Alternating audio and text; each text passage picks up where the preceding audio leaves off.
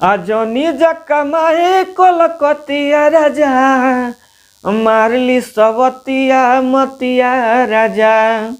नमस्ते प्रणाम, हम आप सबके राइटर दुर्गेश विदर्दी और आज बहुत ही प्यारा छठ गीत आप सब कलाकार खातिर लेके आयल बनी। जनी जकमाए कलकतिया राजा यही धुन पर लेके आयल बनी। पवन सिंह गौले लनोई धुन पर गाना बाबे जन जकमाए कलकतिया राजा यही धुन हवा और यही धुन पर हम लेके आयल बनी छठ गीत आप सब कलाकार खातिर। तो आप सबके सुनावे जा रहल बानी कि मुखड़ा कैसे बा, तो आप सब सुनी कि करब छठ के बरतिया राजा आजा के ले आदय अगरबतिया राजा। आ करब छठ के बरतिया राजा आजा के ले आदय अगरबतिया राजा। आ कलश पदियरी जुड़े नरी अलावा लेली हमानी जाबतिया राजा।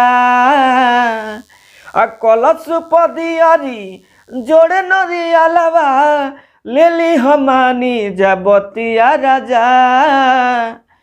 आ करब छठ के बरतिया राजा आजा के ले आदय अगरबतिया राजा।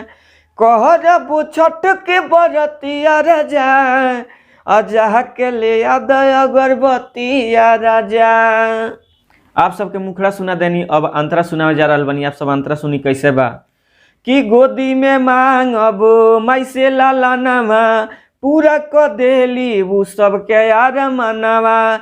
बाहर से आजा घरे सजनावा का होई बोल कमा के ई धनवा। अरौरो चलेबू हमरा साथे कहेली राउर बरतिया पिया। आ करब छठ के बरतिया राजा आजा के ले आदय अगरबतिया राजा। करब छठ के बरतिया राजा आजा के ले आदय अगरबतिया राजा।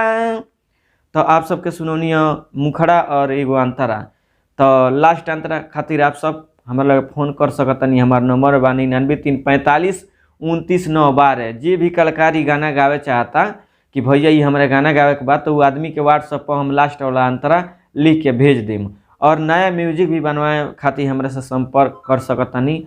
नया म्यूजिक भी हमारा यहाँ बनेला और गाना भी रिकॉर्डिंग होला। बालाजी रिकॉर्डिंग स्टूडियो जादूपुर बाजार गोपालगंज बिहार। और पर्सनली में जे भी गाना लिखावे चाहता हमरा से पर्सनली में अपना खातिर गाना, तो वो भी हमसे संपर्क कर सकता। हमारा नंबर वह बा 9935452912। तो हमारे से संपर्क कैला के जरूरी बा। और पवन सिंह जैन ये गौले बड़न सेम वही लेखन अंतरा मुखड़ा गावे के बाद धुन उहे हवे। और छठ वाला आप सब जानते बनी कि गाना हवे। तो चलिए चैनल के सब्सक्राइब करी, लाइक करी, कमेंट करी और दबा के शेयर करी। हर हर महादेव, जय हो छठी मैया।